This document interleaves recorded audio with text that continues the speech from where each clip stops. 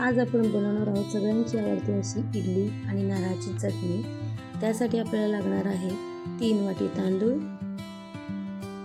1 वाटी उडदाची डाळ, अर्धी वाटी पोहे।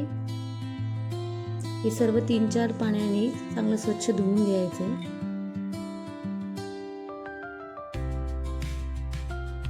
आणि त्यात मी थोडी टाकली मेथी। मेथीमुळे इडली चांगली मऊ होते।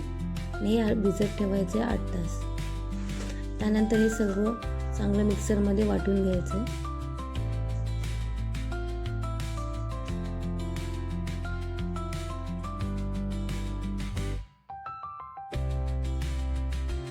वाटून झाल्यावर ह्याला आंबवण्यासाठी ठेवून द्यायचं। इथे मी घेतले इडली पात्राला तेल लावून घेतलंय आणि आपल्याला आता इडली वाफवण्यासाठी ठेवून द्यायची। आता आपली ही इडली तयार आहे। चटणीसाठी आपल्याला लागणार आहे मिरच्या, त्यात थोडा लसूण टाकायचा, कोथिंबीर, खोबरं आणि मीठ।